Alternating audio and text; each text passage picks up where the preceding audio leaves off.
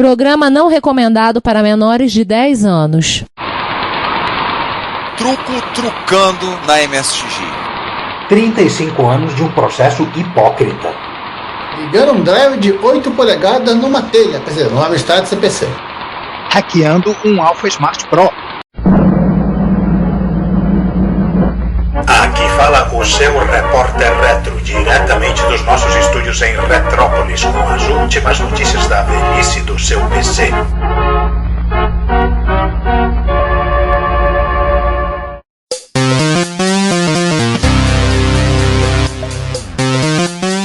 Bom dia, boa tarde, boa noite, sejam bem-vindos a mais um episódio do Repórter Retro, seu podcast de notícias sobre retrocomputação. Estamos no episódio 3 ao cubo, né? Não, 3 à quarta. Não, é 91, cara. Pô, que raio de professor de matemática você é? Horrível de conta de cabeça. O cara não é professor de matemática, ele pode ser formado como professor de matemática, mas ele É pior, ele é matemático. Ricardo, eu vou pedir para rescindir teu diploma. Isso aí entra no Conselho Federal de Matemática e pede para cancelar o Vai lá, eu te dou o site. O CRM dele. E aí, vai lá na SPM e reclama. Eu sou horrível de conta de cabeça, admito. Tava tentando fazer a conta se o número era um número primo. A mania que eu tenho sempre. Mas, gente, esse é o episódio do Repórter Retro número 91. E eu tô passando essa vergonha tremenda perante vocês, porque vejam que eu sou horrível de conta de cabeça, apesar de ser bacharel e licenciado em matemática. Começando Quem mais tá? 91 de cara, né? Múltiplo de 3. É o ano do último título do Sam. Bom. Aqui estou eu, Juan Carlos Castro, e fechando esse triângulo. Eu aqui, Giovanni Nunes. Vamos começar com 2023 das efemérides. E, gente, tem efeméride pra caramba. Resolvemos dar uma organizada. Vamos das mais novas para as mais velhas. Então a gente começa com os 30 anos do Pentium, né? O primeiro processador da Intel que tinha nome, não tinha número. E graças a ele, você, Ricardo, não é a única entidade no podcast que não sabe fazer conta. Ah, ele também não sabia. Verdade. Ele era aquele FUF bug, né? Que o pessoal F00F bug. FDiv bug, divisão de números de ponto flutuante. Você conseguia expor esse bug fazendo uma determinada conta numa planilha Excel que dava um resultado totalmente longe do esperado. E aí, agora temos agora 3 ruins de matemática. O Excel também não é muito bom de conta.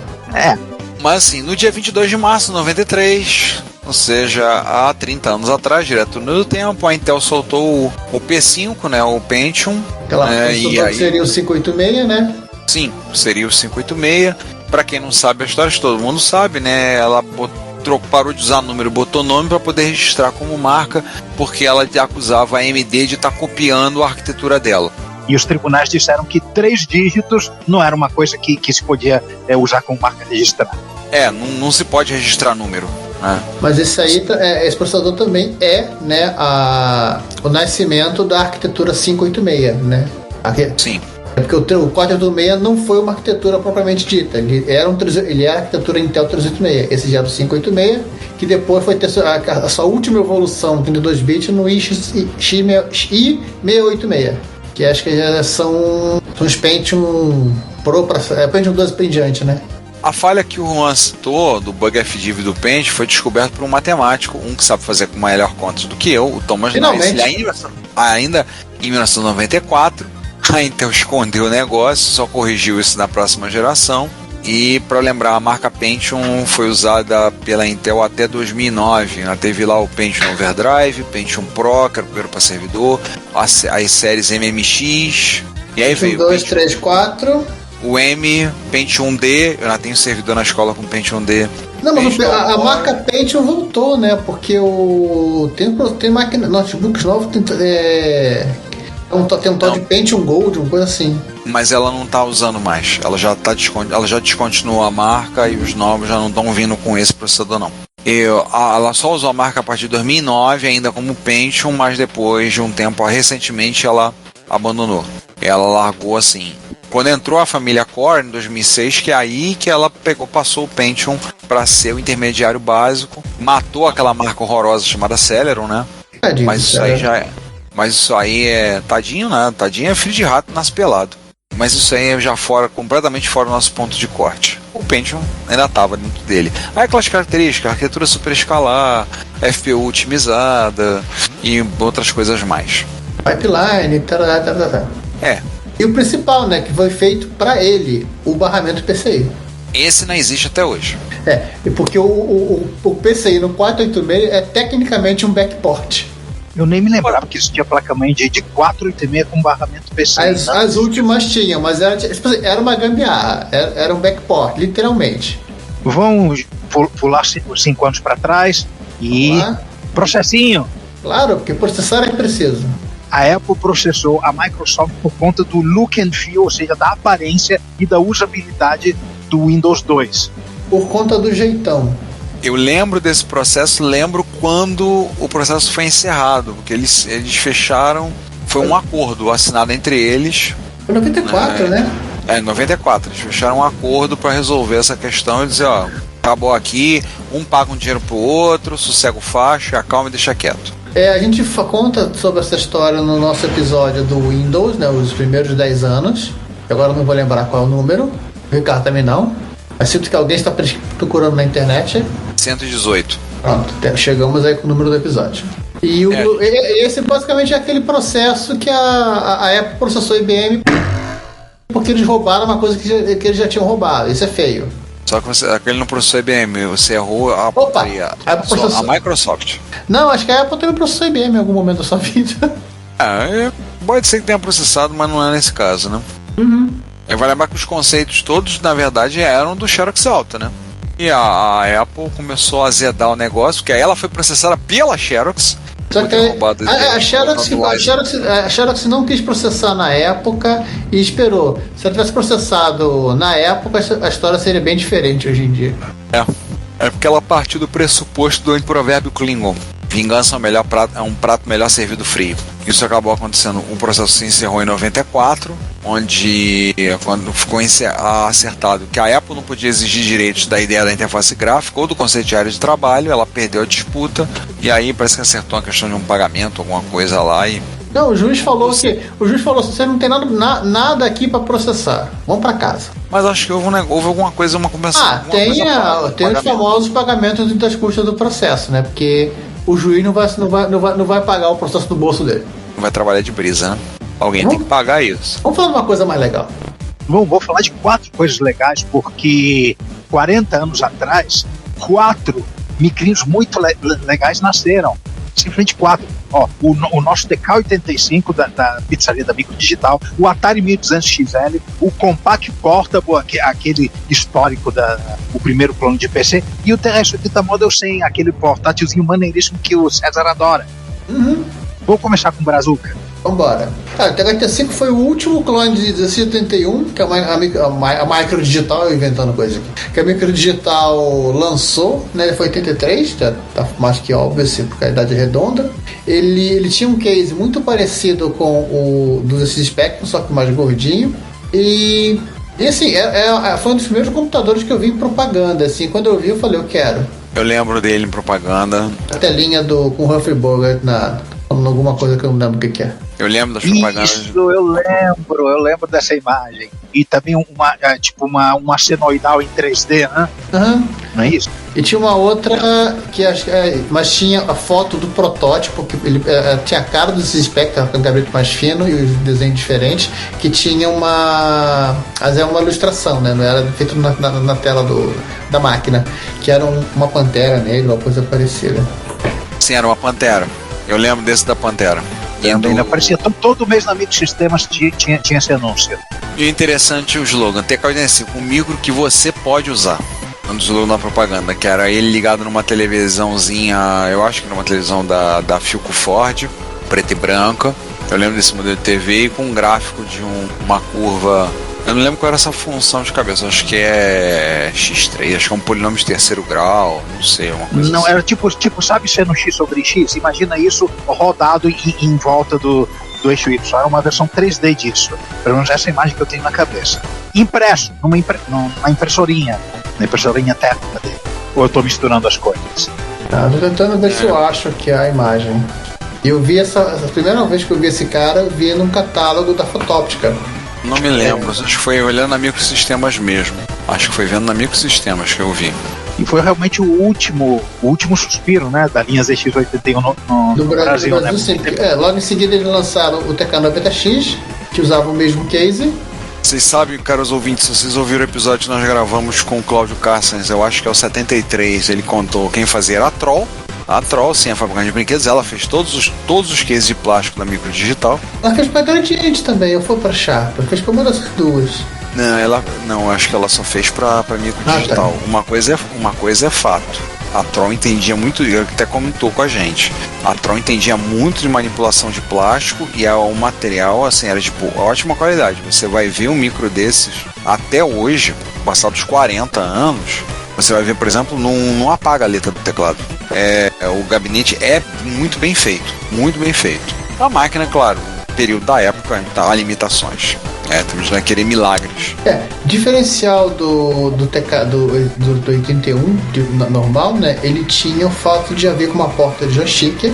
Inclusive a Microdigital ela vendia um joystick que depois veio a ser utilizado no Onyx Junior. Sim, no caso do Onyx Junior eles pintaram de verde. Só fizeram na versão verde. E que mais temos de co-aniversariante aí nesse mês de março de 83? Temos o Atari 1200XL. Sim, aquela série de máquinas que seria o Atari 8-bit definitivo, né? Que a Atari seria a nova geração, só que a máquina não deu certo. Inclusive eles estavam próximo da guerra do computador doméstico, né? Esse foi um dos problemas. Sim, esse é um dos problemas que ele teve. É uma máquina bacana, assim, cuspido escarrado a cara do TK2000, não por acaso. O TK2000 o gabinete é completamente uma cópia do gabinete dele, do Atari 1200XL. O que eles fizeram basicamente, eles pegaram a arquitetura que eles tinham, que era o Atari 400 e 800, botaram num gabinete mais bonitinho, colocaram internamente a ROM de Basic e fizeram alguns mais memória. Eles botaram mais memória e eles também colocaram uma porta de expansão. E mudaram o visual, né, que seria a nova cara das máquinas, só que o 1200 ele acabou não dando certo e eles fizeram um downgrade usando a mesma linguagem visual, só que para criar o 800XL e o 600XL. Uma coisa que eu acho interessante dele é a questão dos conectores de joystick que é virados a 45 graus. Isso é muito curioso. No 800 não é assim, os 800 são retos. Não, no 1200 é. No 1200 na lateral tem a porta de expansão, se você olhar, é virada a 45 graus. Então vem aí agora pro Ricardo para ele saber que no Atari ST as portas de joystick estão viradas a 180 graus. E estão embaixo do teclado. Aí Jack Tramiel já pegou, já zoneou tudo. Eu tinha mando Jack.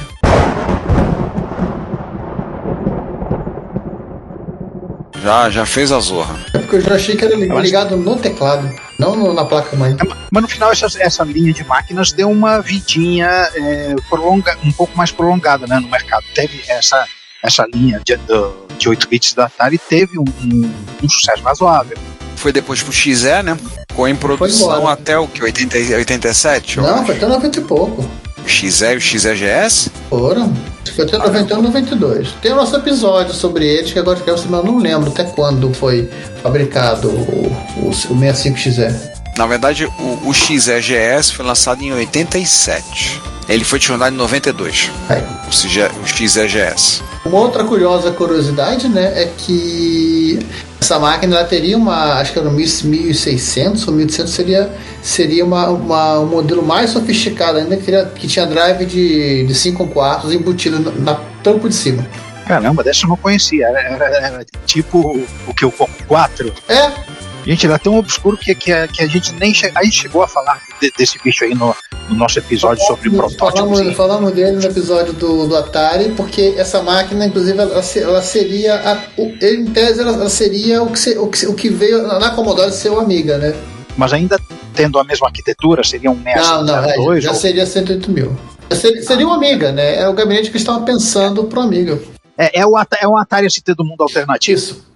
Que mais temos, né? Nós temos 40 anos. Nós temos 40 anos daquela empresa, daquele pessoal que optaram entre fabricar computadores e abrir uma franquia de restaurante Tex-Mex. Eles optaram por fazer computadores. E mudaram o estado. O Compaq Portable é o primeiro clone, né, do IBM PC, o que não é, inclusive tem a famosa história, nós já comentamos, que ele é um clone, feito por engenharia reversa em sala limpa, e sim, a Compaq foi processada pela IBM e a IBM perdeu. Foi provado que ela não copiou a BIOS. Ele foi ali o primeiro, né? É o clone primordial do IBM PC. É o cara que ensinou o caminho. E depois do primeiro clone, a IBM nunca mais teve lucro na venda de PCs. No Brasil ela teve, nos anos 90. Vendeu PC pra caramba. Mas depois ela tentou prender a coisa no PS2. Eu tava contando isso em sala esses dias. Falando pros meus alunos, lembrando a eles que o mercado sempre caminha na direção do padrão aberto. Falando questão do barramento MCA e coisa do tipo. Quero fabricante, desejo fabricante ou não. Pois é, mas lembrar o Compaq Portable era um computador transportável, ele pesava lá seus 12 quilos por aí, então 2 drives de 5/4, full height, monitor monocromático, fechava o teclado por cima, travava e tinha uma alça. O ser transportável foi premissa de projeto. Os caras falam, vamos fazer um computador mais. Que computador nós vamos fazer? Alguém falou, vamos fazer um computador que você pode transportar. Os caras fizeram um desenho e aquilo foi o início do projeto. Há precedente para esse formato de computador, né? Sim, sim. O Osborne, por exemplo. Só que eram máquinas de 8 bits, era um CPM. O Osborne, inclusive, a premissa do projeto foi, ele tem que caber no bagageiro do avião. Ele tem que caber debaixo do banco da frente. E a linha Compaq Portable seguiu até lá pelos 486, né? Pelo menos até o 486. Seguindo mais ou menos a mesma ideia. Mudando, até que chegou aí mudou um pouquinho, aí o monitor era um monitor de LCD monocromático, era basculante, depois fizeram com vapor de plasma, e o último já era um LCD de colorido, mas acho que era de matriz passiva. O último modelo, que era o Portable 486 com 66 MHz. Se vocês quiserem saber um pouco mais sobre o Compaq Portable, procure um documentário chamado... Como é que é o nome? Do Silicon Cowboys? Não é... Não é documentário, filme? Série. Não, tem um filme. Tem um filme, Silicon Cowboys. Tem o Halt and Catch Fire, que é a série em 4 temporadas, que, sem dizer o nome, conta a história da Compaq. E tem o Silicon Cowboys. É um documentário de 2016. É de 2016, verdade. Tá na Netflix, se eu não me engano. Tá disponível na Netflix. Então, caro ouvinte, você tem a Netflix, quer ver alguma coisa interessante, fica a nossa recomendação, nossa dica cultural. E esse eu vou deixar pro Juan. Vamos sair do grande e vamos pro pequeno. No apagar das luzes desse movimentado mês de março de 1983, a Tandy lançou o seu portátil, o TS-80 modelo 100. Ele, na verdade, ele é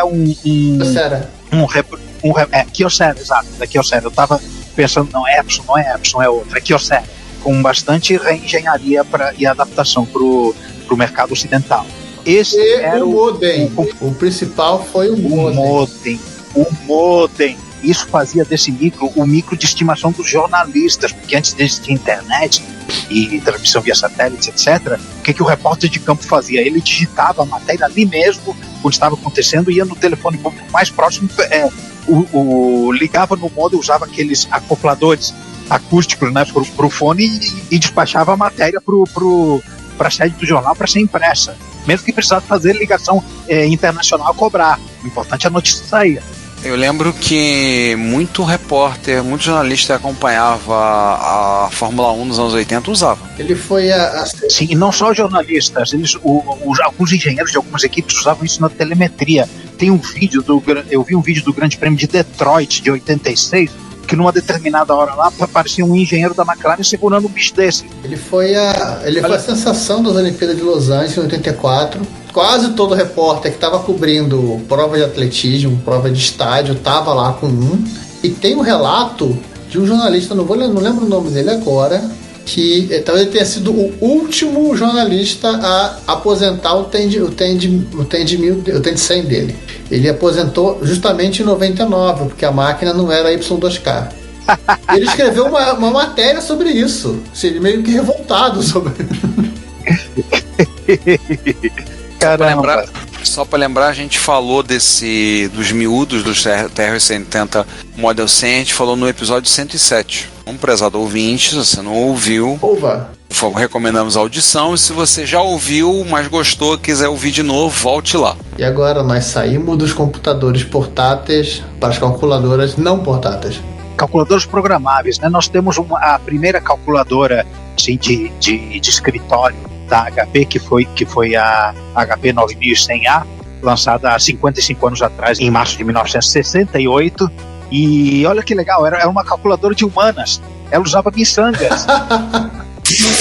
Não, sério, a memória. Ela usava memória de núcleo magnético, que são aquelas redinhas de pequenas rosquinhas, né, feitas de material ferromagnético, cada uma delas contendo um bit. Um dos últimos equipamentos a usar um negócio desse, mesmo assim era uma máquina portátil que você conseguia colocar em cima de uma mesa. Não, os ônibus espaciais usam Core Memory. Os ônibus espaciais não funcionam mais. Não usavam, né? Mais. Então, mas eles foram lançados depois, eles são do final da década de 70. Mas eles foram aposentados quanto? Menos de 10 anos atrás, né? Qual foi o último? Não, foi final dos anos 2000. Depois que a Columbia capotou. A Columbia explodiu em 2003, mas ela teve alguns voos. Eu acho que o último foi 2008, 2009, não me lembro. 15 anos já, nossa.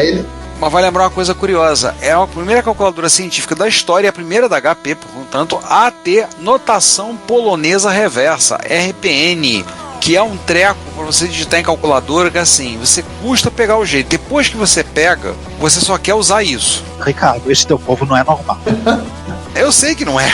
Mas acontece isso comigo, por exemplo. Até hoje eu tenho um emulador de HP 48G no celular. Quando eu preciso fazer uma conta, eu abro ela e vou lá, enter, vou lá, operação. Eu ainda tenho a minha 32S, que me acompanhou um longo tempo. O display dela tá bem fraquinho, mas ela não funciona. Tá guardado na gaveta. Ela é retro. Ganhei ela em 1992. Não funciona. O primeiro dispositivo programável no qual eu coloquei a mão foi uma calculadora de conotação polonesa reversa da HP, foi uma 41CV. Um colega meu do pré-vestibular tinha, eu fiquei fascinado com aquilo e a toda hora pedia pra mexer, pra fuçar. Eu tive uma calculadora da Sharp falsificada, comprada em 1990 no Camelô de Madureira. Mas aí não era NP. Quase podia ser, né, de repente. E como é que eu sei que ela era falsificada? Porque eu abri e as trilhas eram feitas na mão, não era linha reta. Nossa. Acho que tá bom de efeméride, né? A gente tá contando muito já. Março, vou te contar, o mês com bastante efeméride, né? Tá na hora de levantar morto, então, né? Vambora. Vamos chamar Zeus. Entra aí, Zeus. Rise from your grave. Bom, começamos o Rise from your grave com um momento Fredon, né? Adrian Black resolve para mudar um pouco de cenário e consertar um monitor da Apple. Um Color Monitor 2E. Ele custou 10 centavos mesmo? Não, o que custou 10 centavos foi o componente que estava ruim. Ele demorou um pouquinho para achar, mas no final das contas foi até fácil o conserto. Era um dos transistores que amplificavam dos sinais da entrada de vídeo. E depois disso ele ainda tentou dar um jeito na qualidade da imagem, mas o CRT fisicamente, né, o material fosforescente do tubo está cansado, então ele não tem muito a fazer, né? Ele é meio assim, ele meio que perdeu o brilho. Mas o detalhe é que o vídeo compensa. Você assiste o vídeo e não vê nada de errado com o monitor. Só olha no que você percebe. Por quê? Porque na hora da câmera codificar o vídeo, ela compensa e coloca num nível de contraste de cores para ficar melhor. Então ele parece melhor do que na verdade é. E tem uma curiosidade desse monitor, sim, ele não é. A Apple lançou vários modelos de monitores coloridos pro Apple II. Acho que o último foi que ela lançou pro 2C Plus, né, que já é 88, que tem um design mais moderno, mais bonito. E esse aí é meio quadradão, meio feião, meio marrom natural, né, meio café com leite, porque ele é do Apple II de 82. Então é uma máquina, um monitor com pelo menos 40 anos de vida. Não é Retrobras, a cor é essa.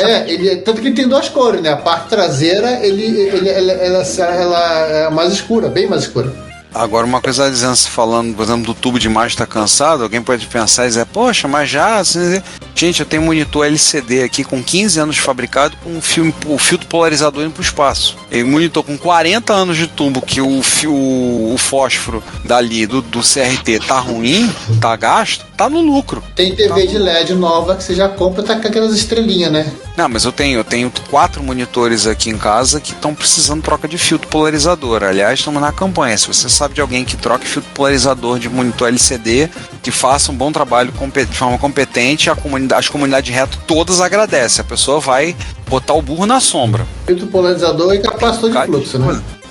Mas como eu falo, eu pelo menos tenho 4 aqui. Um deles, por exemplo, os monitores tem tudo na faixa entre 10 e 15 anos e eu já tenho um filtro polarizador para trocar, né? Então pensar que um monitor desse com 40 anos, agora o fósforo do tubo do CRT tá dando problema, tá no lucro, né? Mas agora o que o Retro Hack Shack andou fazendo? Não sei, César, o que eu ando fazendo? Pois é, bom dia, boa tarde, boa noite.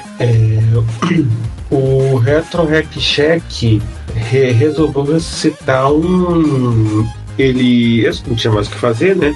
E resolveu ressuscitar um Mac SE30, sei lá, meio gabinete de SE, meio gabinete de SE30, né? Assim, o que ele fez? A gente sempre, corrosãozinha na placa, né? Aquele recap delay, né? E banhou no vinagre. Né? Vinagre. Consertou ali o drive, consertou a porta DB e vambora. Mas continua com essa coisa meio esquisita, meio SE, meio SE30. Porque parece que alguém fez uma gambiarra a frente de SE30, a traseira é de SE. Tanto que ela tem uma diferença de cor, né? E acho que não encaixa muito 100%. Cara, tem piores. Se você assistir o Action Retro, o Sean mostra umas coisas mais esquisitas ainda. Não, mas o pior dessa máquina era a sujeira, né? Aí o problema é outro. Mas você sabe que nos Estados Unidos você consegue comprar um gabinete desse de Mac clássico em acrílico, transparente. Você consegue comprar e montar o seu Mac, você vai ter a alegria e o prazer de ver o que está lá dentro. Pegando fogo, inclusive. Eu não vejo muita graça, honestamente, de olhar e ver o que está dentro do computador. Mas você pode pegar tinta, né, e pintar por dentro. Esse é o truque. Você pinta por dentro com uma outra cor que você acha mais legal. O que você acha que eu vou fazer com o Ômega? Botar isso filme e LED 3D RGB. Tem espaço pra botar LED, tá? O gabinete tá grande. Tem espaço. MSX Gamer. Eu já tenho MSX com LED dentro, mas isso não vem ao caso. Agora não é o Action Retro, o Arctic Retro, que é com certeza o entusiasta retrocomputacional mais setentrional do mundo. Mais perto do Papai Noel. Pois é. Ele reviveu um VTEC Laser 200. Que, por sinal, ele é o primeiro... Não é a máquina em si, mas é o primeiro computador que ele teve na vida. Foi o microformador dele. Que legal. Ele quase destruiu a máquina? Ele trocou e dessoldou e ressoquetou quase tudo quanto era chip, sendo que no final ele... o chip que estava ruim, que ele efetivamente... substituir e colocou para funcionar, na hora de dessoldar ele causou mais alguns danos com efeitos em cascata, soltou uma trilha, etc. E aí isso fez com que ele demorasse mais para achar o defeito. Isso me dá medo nessas placas mais antigas, sabe? De chegar com ferro de solda, você só chega com ferro, nem encosta e a trilha já tá com medo, já sai correndo. Essas máquinas da laser que eram micros baratos, realmente isso pode acontecer.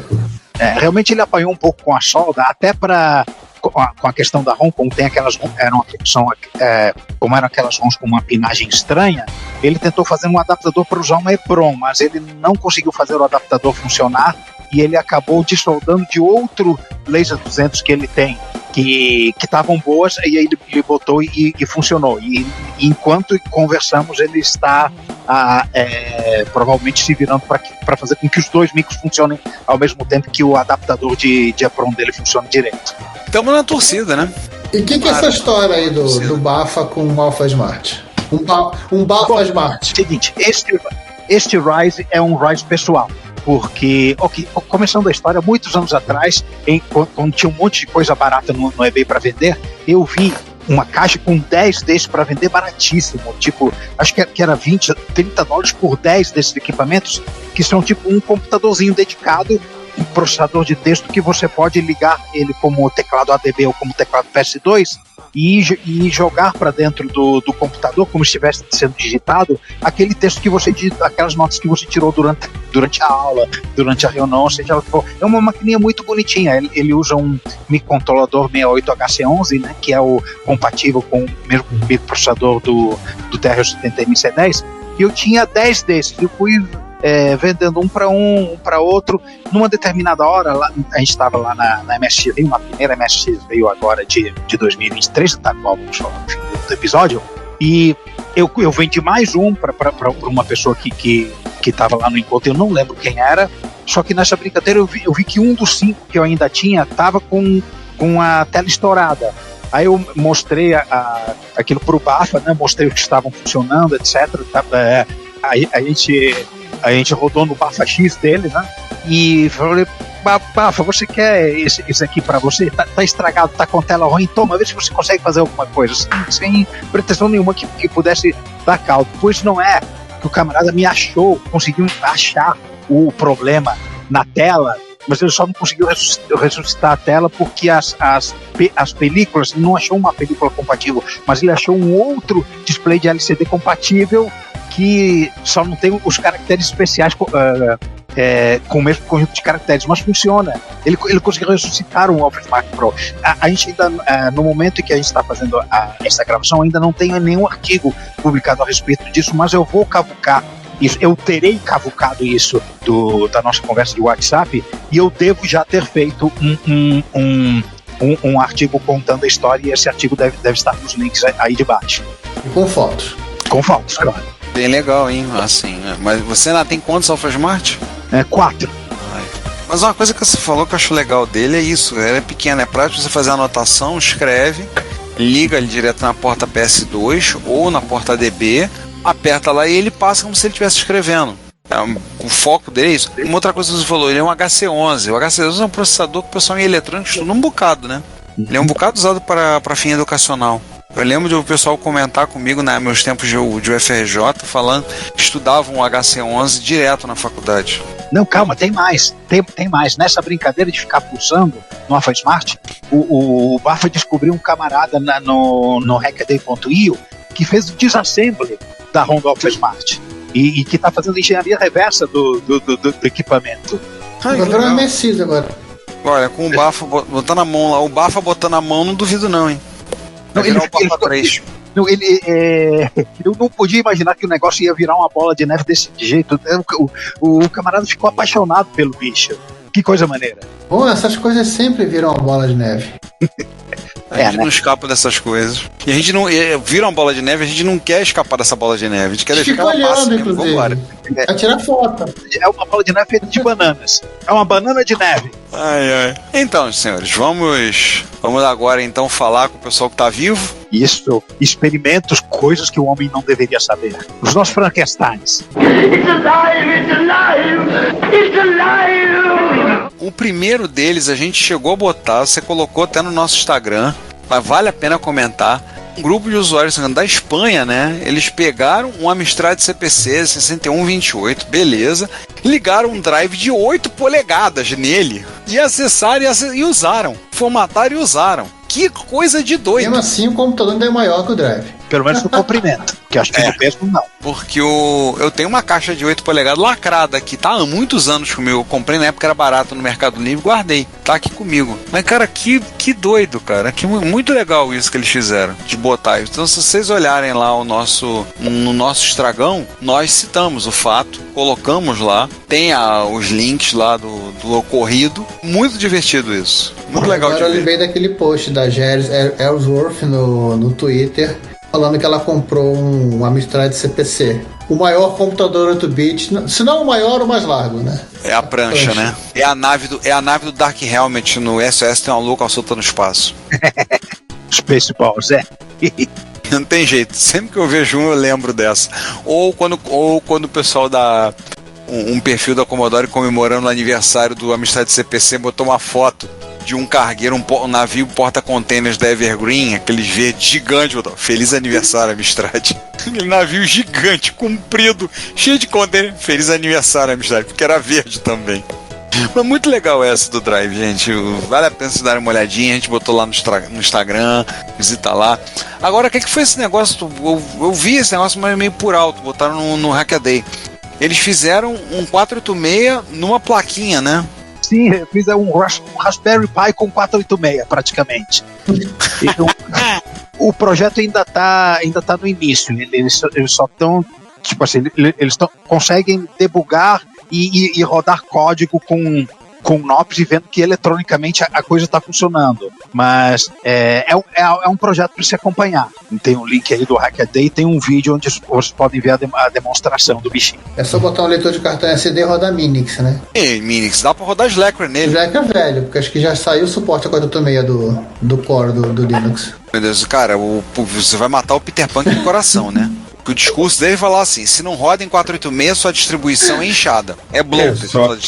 Só que eu acho que já há algum tempo que o kernel Linux acho que não roda em 486. Já tiraram o suporte. Mas já roda. Eles tiraram o suporte a 386 e 486, né? Tiraram.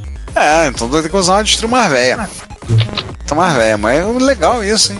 É doido. Assim, é engraçado, aquela plaquinha pequenininha com aquele trabuco gigante no meio. Curti. E aí também depois tem o que tá na moda, né? O pessoal tá rodando tá todo mundo brincando com as inteligências artificiais aí, antes que elas se rebelem e dominem. Estão traumatizando elas para se rebelarem e dominar a humanidade. Vai acabar que nem o Ultron, né? E agora rodaram o ChatGPT, fizeram uma... Na verdade, é uma coisa que assim, as matérias...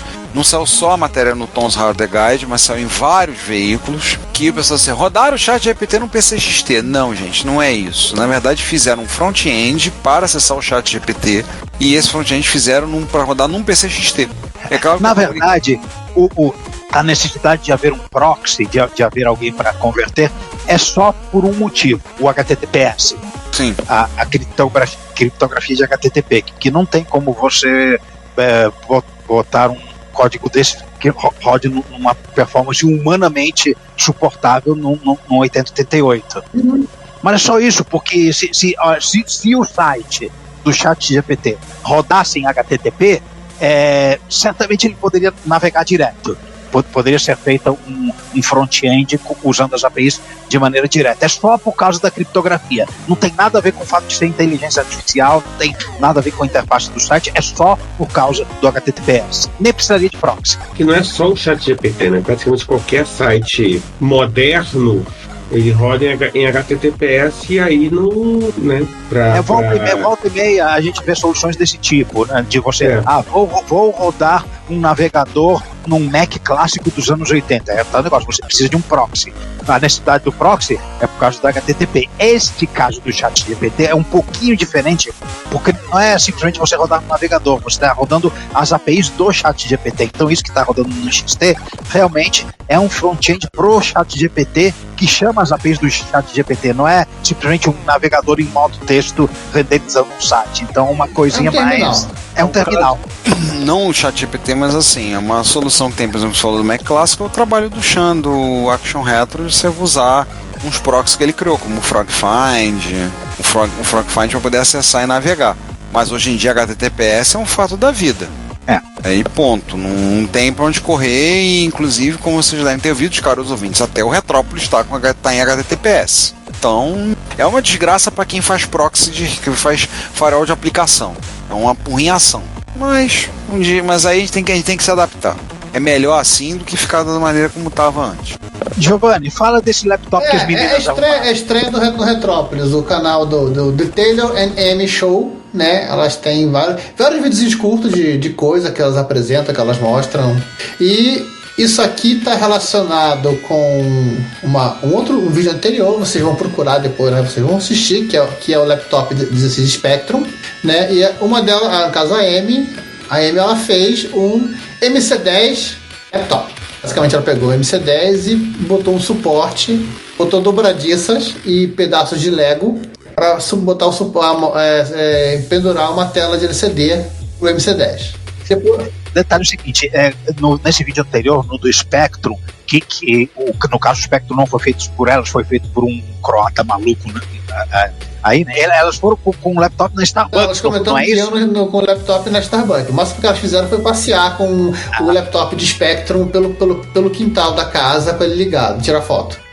Vou dizer que é justo ir no Starbucks com esse laptop. É muito justo, concordo. Eu ainda vou no Starbucks com a Fast Pass. E no caso do MC10, elas também pegaram aquele adaptador onde para cartão SD, que expande RAM e tudo mais, e adaptaram para ele poder também ficar dentro nessa configuração. Ele fica dentro dessa parte tela? Então? Ele fica pendurado na traseira, né? No MC10 original.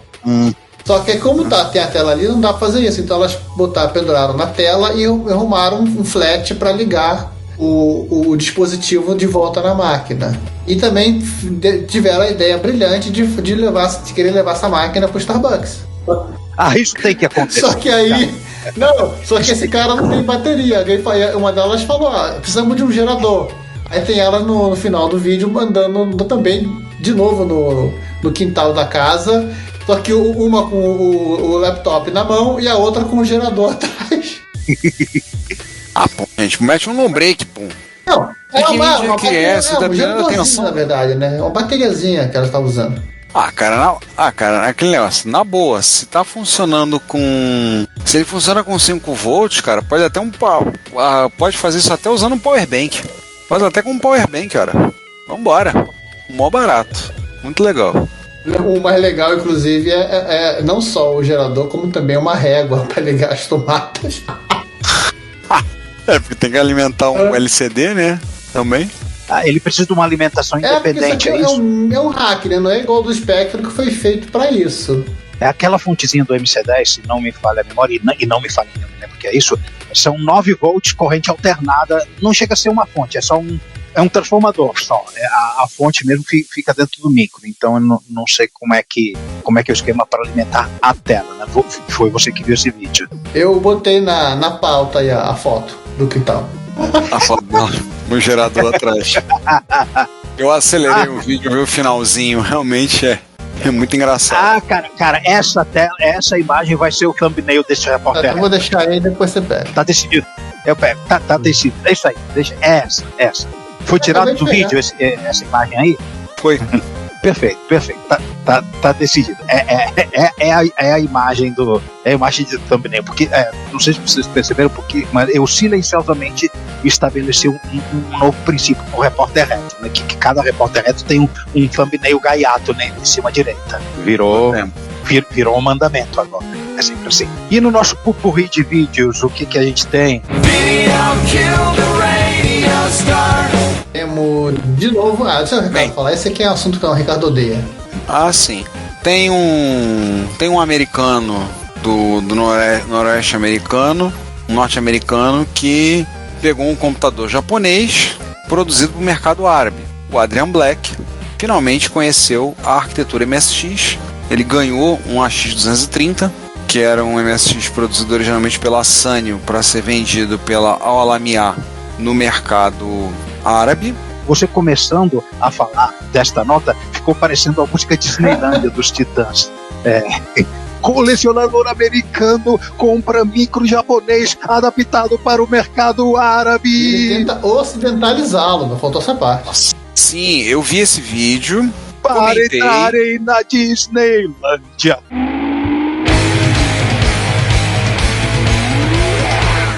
Eu vi esse vídeo, eu comentei, inclusive fiquei sabendo que a Al-Alamiah parou de produzir hardware no início dos anos 90, hoje ela só trabalha com software, mas ainda tem uma subsidiária, uma antiga subsidiária dela que está trabalhando com hardware lá, na região. O Adrian Black, ele tentou ocidentalizar o micro, então ele brigou com as teclas, brigou com a posição das teclas, reclamou disso, ficou muito curioso pela arquitetura da máquina. Esse micro tem uma curiosidade, é muito simples você ocidentalizar ele, tecnicamente falando. É você abrir lá e pegar o chip que tem toda a parte da ROM, que está gravada a parte árabe, arranca o chip fora. Uma coisa que ele não entendeu dessa máquina é que essa máquina já é bem otimizada, ela tem um único chip de ROM. Sim, porque ele tem um slot, mas ele tem um monte de software gravado na ROM. Isso que eu achei estranho, porque ele não ele mostrou também. Não, mas ele mostrou os softwares que estão na ROM. Aquele software que tem, por exemplo, qualquer Al-Alamiah. Porque esses softwares tem em qualquer micro que vem produzido, que foi preparado para ser vendido pela Lamiar, tem aquele software, aquele 5. O meu AX350, que é o MSX2 da Yamaha, vendido no mercado árabe, no caso o meu veio lá debaixo da pirâmide do Egito, tá lá, tem aquele software. Da pirâmide, por isso que ela entortou. Mas ainda mais sendo um Yamaha, né? Porque o gabinete do Yamaha é um tanque, né? Os softwares são os mesmos, mas esse só tem um slot, porque ele tinha mais coisas gravadas. Ele tem 2 furinhos do slot, né? Porque o modelo original da Sanyo tem 2 slots em cima, ele não tinha o outro slot. Originalmente ele é um Sanyo MPC2, MSX1. Mas é um vídeo legal, ele vai explorar mais a máquina, vai fazer, teve vários comentários. Daqui a pouco ele vai querer colecionar um MSI de cada fabricante e por aí vai. Perigoso é ele começar a querer ter 2 de cada fabricante. Ele aí vai piorar. Uma segunda casa. Ou aumenta o porão, o basement. Eu tô olhando pro segundo Philips da casa agora. E o segundo Sony. Eu entendo. A gente pode esticar esse outro videozinho dele aí que eu achei interessante? Eu vou gastar no máximo 1 minuto. Eu vi. Eu não vi. Deixa eu... Conta aí. Plaquinha. Isso aqui é uma placa que ele mostra num dos vídeos dele, que é uma placa de... É uma placa de Apple II, né? Tecnicamente a placa não tem nada, a não ser o conector VGA. Todo o resto é feito por um Raspberry Pi. Esse aqui é um Nano? Não é um Nano esse cara. É o Pipo. Não é o Raspberry. Eu falei, é o Raspberry Pi da quinta série. Esse cara, essa plaquinha ela funciona em 2 modos, né? O primeiro modo é o modo a saída VGA. Então você pode ligar um VGA no seu Apple II. Perfeito, né? Ou você pode configurar essa placa para ser um cartão de CPM. Mais especificamente um modelo que tinha uma performance muito melhor que a básica da Microsoft, que era os 80 rodava 2 MHz. E ele falando, inclusive, que ele fala que esse projeto é aberto, você pode comprar pelo cara que fabrica, né? E ele tá fazendo, o cara tá adaptando, tá fazendo para essa placa funcionar no GS, ou seja, GS com VGA, e quem sabe um dia no futuro permitir, inclusive, que a placa faça as 2 coisas, né? Ela funciona com porta VGA e daí funciona como aceleradora de 80. Tá pensando nisso, né? Era bom que fosse as 2 coisas. No caso aqui, o Pipico ele tá pegando o sinal de vídeo da placa-mãe do Apple II e renderizando como VGA para jogar na tela. Pra ver se isso gaste bastante processamento. Mesmo que gaste, mas assim, ele tem processamento para isso, né? E agora temos um vídeo do canal Linus Tech Tips, que normalmente é sobre tecnologia e PCs modernos, mas um dos apresentadores desse canal, Anthony Young, resolveu fazer um vídeo sobre os formatos de discos mais estranhos, bizarros e extraordinários que já existiam. E tem alguns velhos conhecidos nossos aí e alguns que a gente não conhecia. Sim, eu lembro de alguns que você falou, por exemplo, o Floptical, né? Aquele disco de 3,5 de 21 MB. 21. Eu lembro de artigo do Piropo no Informática, etc., sobre o Floptical. Ele falou do CD regravável, grande novidade. Zip Drive. Isso não é tão inédito assim. Isso não é tão inédito. Mas o Floptical é uma coisa mais incomum, convenhamos. E o que mais que ele falou lá? Eu acho, eu tô aqui tentando ver se tem algum capítulo, alguma coisa a pular pra pegar. Também eu vi esse vídeo inteiro, mas além do Floptical, eu não lembro mais. Ele pega um MD, aquela mídia, um MD que a Sony usou nos...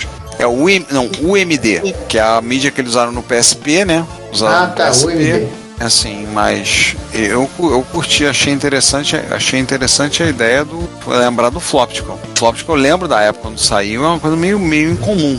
Quem tem um vídeo bem legal falando disso também é o mais completo, é o da 8-Bit Guy. Ele tem um vídeo mostrando, eles mostram uns discos assim que, mesmo nós que já estamos com vários anos de janela, a gente olha assim, de um dia que ele mostra aquele CD que inclusive a Tectoy chegou a vender no Brasil, que era aquele CD de karaokê. Sim. Qual o nome daquilo? Mas faz tanto tempo que eu vi esse vídeo. CD mais G. Isso, CD mais G. Eu morri sem saber. CD mais G e... A gente comprava essas maquininhas de karaokê que tinha rodo nos anos 90 e nos anos 2000. Usavam exatamente essa mídia que as pessoas usavam A gente mesmo chegou a usar isso sem saber que o nome era esse e que era um formato proprietário. E que depois eles evoluíram pro... também tinha modelo de máquina dessa que tinha suporte a VCD. A Tectoy vendeu máquina player de VCD no Brasil. Então o troço fez sucesso no Japão. Que tecnicamente era o da Sega, né? Sim, eu lembro. Eu lembro do VCD. Eu só comprava vídeo de VCD no camelô do Goiânia. Sim. Eu já devo ter perdido vídeo do disco de VCD que eu gravei, perdido em algum lugar lá na minha sala. Num arquivo que eu tenho lá. Deve ter MIDI e VCD lá. E como é que é a nossa dos vídeos legais? Alguém me explica o plasma? Tô dando uma lidinha aqui para ter uma noção, entendi? O plasma é uma linguagem de programação que é uma máquina virtual que o David Mack inventou, né? Para Apple II, mas você pode tecnicamente importar, pois é só compilar para qualquer outro rádio. Aham. É uma linguagem de programação, né, para o 6502 de médio nível, né, que ele diz que é uma linguagem encaixa na categoria, por exemplo, que fosse a linguagem como o B, o Forte e o Plasma, né, que ele melhorou o TED do programa em Assembly, mas mesmo assim sendo nível baixo nível bastante para fazer codificação de sistema, propósito. E a versão 2.0, né? Sim, a gente falou do Plasma quando 2013, ele foi lançado, a versão 1.0. Sim, 2013? Não, é tão velho assim? Eu acho que é assim. A versão 2.0 estava em desenvolvimento por 5 anos e ela foi lançada agora no dia 24 de março através de um post no Facebook. É um post público, você não precisa ter conta no Facebook para ler. E tem lá os links para wiki, para documentação e um videozinho de demonstração. Na verdade, uma playlist de demonstração que tem alguns vídeos antigos e alguns explorando algumas das features mais recentes. Eu só não achei um changelog para isso, que ele tem de diferente. Aí você vai ter que...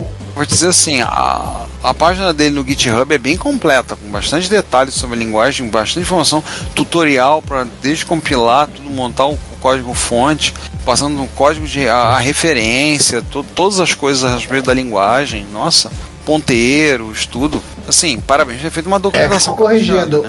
A versão 1.0 saiu em 2018. Não, 1.0, a primeira versão, saiu em 2018. Ah, tá, 1.2 saiu. 1.2 saiu também. 1.0 saiu agora, faz algumas semanas.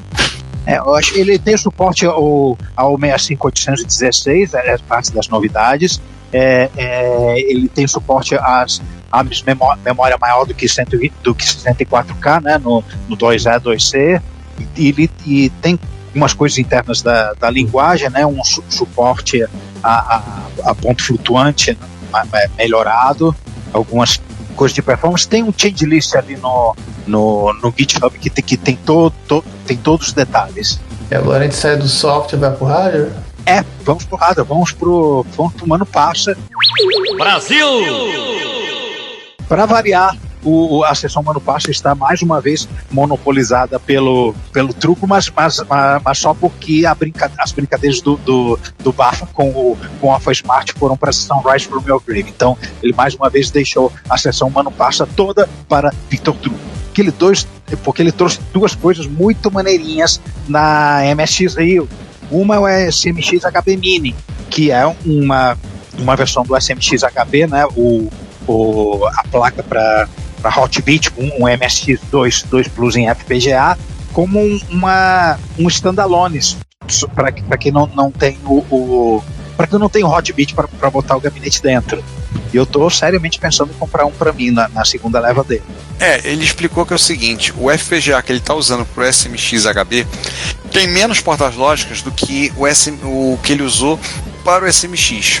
Então ele lançou como SMX HB Mini justamente para evitar confusão. Porque quando alguém for fazer a atualização do código ali do FPGA, for colocar o novo código ali, quando vai sintetizar, né, a arquitetura, para não cometer o erro de colocar do SMX nessa placa. Então ele botou lá, mostrou, a gente até temos foto lá no site da MSX Rio, acho que tem uma foto do gabinetinho. Ficou para variar muito bonitinho, o Truco faz um trabalho muito caprichado com acrílico, ficou bem bonitinho o gabinete, ele fez lá, mostrou lá. E ele também mostrou um adaptador de joystick, né? Sim, adaptador de joystick de Mega Drive, joystick Só joystick segue em geral para MSX, não é novidade, mas esse adaptador que o Truco mostrou também aceita controladores USB padrãozão de PC. Sim, isso é muito legal, assim, porque ele tem duas portas. Ele tem a 180 graus tem a porta para botar o controle de Mega Drive, e a 90 graus tem o USB, né? Então você pode usar um ou outro, coloca lá, tipo, comprou um joystick, um joypad de PC na feira, usado na feira, quero usar no MSX, vai lá, bota e vai embora. Ah não, arrumei um controle da 8-bit do de Mega, eu quero rodar sem fio, eu quero botar no MSX, coloca lá e vai embora. Legal. O detalhe é que o uso que ele deu para os botões, né? Além dos 2 botões de tiro, mais 2 outros botões de tiro do joystick são turbo. É a versão repetida do. É melhor do que Range. E além disso, o botão do Start controla a velocidade do turbo, da repetição do tiro. Já visto não. Sim. Foi legal, hein? E isso vale para joystick de Mac quanto para de PC. Ele já colocou na loja dele? Eu não sei, é quase certo que quando vocês tiverem ouvido isso ele já terá colocado na loja, mas faz alguns dias que eu não checo isso, na verdade. Olha, provavelmente está. Vai lá no site, procura, vai no site, na loja do Truco, nesse exato momento, o que eu posso dizer para vocês, caros ouvintes, é que ele tem um adaptador para mouse USB, que está R$116. Tem o adaptador de teclado USB para Expert, R$127. E ele tem o SMX HB Mini a R$1.320. Mas esse adaptador ainda não está disponível, pelo menos no site do Truco, na seção de MSX eu não encontrei. Mas vai estar. Grande chance de quando vocês tiverem ouvido isso, ele já está. Nesse momento não está, mas vai estar. Pode ter certeza. E o que a gente tem de comentário nesse episódio onde ficamos olhando para os nossos próprios umbigos, né? Compreensivelmente teve pouco comentário, mas o Alexandre Lima deu uma parte interessante que a gente tem que falar. Ele disse o seguinte: não tenho como deixar passar batido isso. Também fiz a mesma besteira de vender meu MSX, mas a minha é imperdoável. O meu era um F1 XDJ.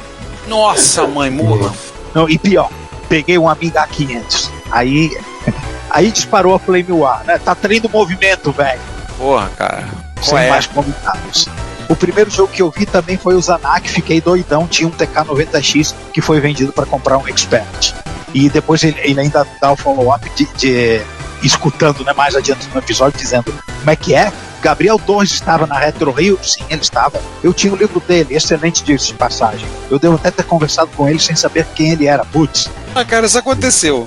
Assim, eu depois que eu me toquei vendo as fotos naquela Retro Rio, que eu olhei, aquele careca parece familiar. Era o Gabriel Torres. Era o Gabriel Torres? Legal. Pô, legal. Veio, passou, se divertiu, curtiu o evento. Se ele estiver ouvindo a gente, esperamos que você apareça na Retro Rio desse ano. Será um prazer ter a sua presença, assim. E o que eu falo sempre para esse pessoal que às vezes é mais conhecido: venha para curtir o evento, venha para se divertir. Não, tem gente que às vezes não aparece porque que fica com medo de não sei, eu vou ficar sendo tietada. Não, a gente tá chamando lá para você curtir o evento. Se você quiser aparecer, conversar, falar, pessoal, aí é outra coisa, né? E para algumas pessoas que são um pouco mais conhecidas que eu conheço, que eu convido eventualmente, eu falo isso sempre, né? Tem, por exemplo, o que é conhecido, né? Alguns devem lembrar daquele canal da TV Quase, o Choque de Cultura, né? O ator que faz o Rogerinho do Ingá, o Caíto Manier, ele é fãzoca de MSX. Ele tem entrevista dele falando que ele jogava Konami Soccer e era o jogo favorito dele. Adorava Konami Soccer. Tanto que uma vez a gente mandou pro tweet dele uma foto do pessoal da MSX Rio. Graças a que a foto foi o Manuel que tirou, o Manuel Neto que tirou, nosso parceiro do T-Byte Creator, a gente colocou pra ele: Caíto, vem jogar Konami Soccer com a gente. Mas ele infelizmente não apareceu. Espero que um dia apareça, né? Venha pra curtir o evento, venha pra se divertir, né? Como foi a MSX Rio, né? Isso. Acho que a gente pode falar agora um pouquinho da MSX Rio, né, Juan? Podemos. Fala aí, Ricardo. Essa MSX Rio foi seguramente a maior MSX Rio que a gente já teve em muitos anos. A gente, esse ano, o que acontece? Os últimos 3 eventos pra cá, a gente tá tendo um apoio, posso dizer, inestimável, do Davi, que é um rapaz que trabalha no meu local que eu trabalho, só que eu sou professor, ele é inspetor, mas ele tem feito cursos para organização de eventos, tem trabalhado nessa área e tem muito interesse por todo esse conteúdo, e ele, desde a Retro Rio, ele tem ajudado a gente na organização da MSX Rio. E para ele é um rapaz muito mais jovem, né? Ele tem 27 anos. Eu falo isso, estou falando do alto dos meus muitos cabelos brancos e para mais de 20, uns 20 anos em cima dele, né? Por cima, além dele. O Davi tem ajudado a gente para dar algumas coisas, fazer algumas organizações, algumas ideias. Então essa foi a primeira MSX Rio que a gente fez a inscrição pelo Simpla. A gente pediu o pessoal para fazer a inscrição. Nós começamos, já tínhamos feito antes de organizar antes, preparar o espaço, então deixar tudo. Dessa vez agora quem fez a inscrição como expositor, a gente colocou um expositorzinho de acrílico com o que a pessoa ia expor, para ficar ali, para quem estivesse vindo, para poder olhar. Fizemos crachá e não cobramos nada de ninguém, então produzimos crachás, então todo mundo que vinha fez a inscrição prévia, já tinha o crachá, e imprimimos os crachás na hora. Então o Davi ficou junto com mais dois amigos dele, ajudando nessa parte, na entrada lá no espaço. A gente fez a MSG no dia 11 de março, no Lar do Meia, né? E assim, por isso tem uma coisa boa, a gente conseguiu contabilizar, e foi seguramente a maior MSG em pelo menos 20 anos. A gente teve 63 pessoas participando. É claro que também teve uma divulgação boa no Facebook, impulsionada no Facebook, que ele organizou isso e fez. E assim, foi muito bom o MSG, assim. É como ele falar pra gente assim, virar pra mim e falar, às vezes ele me chama de professor, às vezes chama de Ricardo, às vezes chama de você, às vezes chama de senhor. Aí ele diz, professor, quero que você curtir o evento, ter tempo pra você aproveitar os micros, aproveitar seus micros, a gente vai cuidar disso. Mas foi tão legal assim, porque eu quase não parei na frente dos meus micros, e toda hora alguém aparecia a conversar alguma coisa. Eu tava reclamando? Não, adorei isso. Aproveitei cada minuto da galera, o pessoal chegando, perguntando, conversando. Tipo, quando a gente abriu às 10 horas da manhã, 10h02, o Augusto Bafo mandou uma mensagem no Zap, eu tô na porta, pode abrir? E junto com o Bafo entrou mais uma galera, assim, foi um evento muito bom. Temos uma presença muito grande, muita gente que não via há muito tempo, muita gente nova que a gente não conhecia. E se tem uma métrica que a gente usa para medir qualidade de evento, sucesso de um evento, é quando a gente vê muita gente nova. Então teve uma foto que eu tirei, mostrei pra minha esposa, ela só pôde chegar depois do almoço. Aí eu mostrei uma foto dela de manhã, ela, quem é esse rapaz aqui? Eu não sei. Quem é esse aqui? Não sei. Esse aqui eu não sei. Você não conhece ela? Eu falei, que bom, né? Que bom que eu não conheço todo mundo. Significa que tem gente nova chegando. Eu levei o meu Spectra Video, que eu tô voltando a mexer mais com ele, porque eu tô querendo mexer mais com a porta serial dele. Levei o Ômega, agora finalmente no gabinete definitivo, pelo menos até agora o definitivo, acredito eu, né, no gabinete definitivo. O definitivo da semana, dele, né? Porque eu tô começando, porque eu já comecei a ter ideias, sabe? Então, por conta de um vídeo que eu vi aí, umas fotos, comecei a ter umas ideias medonhas aí. Ricardo, você tá começando a ficar parecido com um colecionador de carro, sabe? Aquele cara que fica tunando, mexendo no motor, todo final de semana ele fica fuçando lá na oficina, tá parecendo isso. Mas ao mesmo tempo eu já olho pro meu amigo e diz assim, eu olhei pra ele ontem, eu olhei assim, sei lá se eu vou pintar esse gabinete, eu tô sem saco pra pintar esse gabinete. Sei lá o que eu vou fazer, eu já olho pra ele assim. O transparente já não tá parecendo tão feio, né? Pois é, já não tá parecendo tão feio. Mas eu não vou fazer, eu tô pensando seriamente em pintar o gabinete, mas de uma cor sólida, e vou gravar a laser algumas coisas no gabinete, as marcações lá, mas isso é pra depois. Isso mais à frente vocês vão saber. A série do Ômega ainda tá saindo, a história do gabinete eu ainda tô contando, não tô escrevendo, por ocasião que vocês ouvirem, espero que terá saído. Não será a última parte, mas está bem no finalzinho a saga do Ômega. Como um comentarista até que falou, né? Poxa, você pode transformar isso numa minissérie na Netflix. Eu falei, vai ser uma série com várias temporadas. Mas, voltando a MSG, assim, foi muito bom, cara. Muito legal, curti pra caramba. Vi muita gente nova. E muita gente que a gente sabe não apareceu, não pôde vir, sentiu a falta. Então, e por conta dessa questão do crachá, da contabilidade, a gente conseguiu ter um levantamento de quantas pessoas foram. Foram 63 pessoas. Ricardo, outro sintoma de que o evento foi muito bom é que 2 causos acontecidos nele viraram notícia no Repórter Retro. Sim. O Truco mostrou e o Bafa, né? Com o Alpha Smart. O Alpha Smart. Então, assim, a gente foi muito legal, curti pra caramba. Sobre a Retro Rio, a gente ainda está resolvendo a questão de sala, do espaço, mas é com certeza, por ocasião que vocês estiverem ouvindo esse Repórter Retro, isso vai ser resolvido de uma maneira ou de outra. Vai estar fechado de uma maneira ou de outra. Então, com isso, a gente não conseguindo fechar a data. Um dia eu vou ter que contar essa história. Mas vai ser depois da Retro Rio, eu vou contar a novela do espaço, quando ela estiver resolvida. Mas a gente espera, o próximo evento é Retro Rio, acredito meu que será em junho mesmo, talvez no feriado de Corpus Christi. E aí vai ser um evento um pouco maior, a gente vai fazer no mesmo esquema, a gente já está vendo, por ocasião que vocês ouvirem, já está vendo a questão da divulgação. Então esperamos que você que esteve lá, né, que recebeu o nosso e-mail de muito obrigado, ter participado da MS Rio, que você também participe da Retro Rio, visite a Retro Rio, curta o evento conosco, divirta-se também, colabore com a gente, comprando material também. A gente teve uma boa entrada de material de vendas também no evento, vendemos um material legal. Então, assim, eu gostei pra caramba, foi muito bom, deu muito trabalho, sempre dá muito trabalho, mas valeu a pena. Se valeu a pena, então não é cansativo. E você, Ron, o que você achou? Que eu achei, já falei, né? Muita gente nova, muita novidade, muitas coisas acontecendo, muitos projetos sendo tocados e nossa, foi sensacional. Essa retomada pós-pandemia, que a gente tinha um medo terrível de que as pessoas perdessem o costume de ir aos eventos, que nada, tá mais forte do que antes, gente. Sim. Eu acho que assim, o que ajudou muito, no nosso caso em particular, foi a questão da divulgação no Facebook. Sim. Ajudou bastante isso para impulsionar. É onde a gente tem mais gente, na verdade, onde a gente tem mais assinantes, mais do que no YouTube, mais do que no Instagram, mais do que no Twitter. Aliás, Twitter, né? Ai, mano, que coisa de desgraça. Não vamos falar disso, não. Esquece isso, não vamos terminar o episódio falando de desgraça. Não vamos terminar falando de Twitter. Vamos terminar convidando todos para vir a Retro Rio, que ainda não sabemos onde vai ser, mas será. E a vida devia ser vai acontecer de um jeito ou de outro. Ela acontecerá. Ela estará acontecendo. Enfim, presta atenção no Retrópolis, que em algum momento o telefone vai tocar e vamos finalmente saber uma data.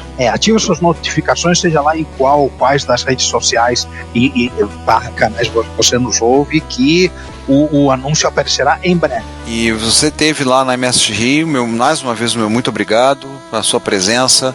Espero que você apareça também, esteja presente na Retro Rio, esteja presente na segunda MS Rio do ano, que deverá ser no fim do ano. A gente ainda está vendo essas questões, mas vamos estar resolvendo.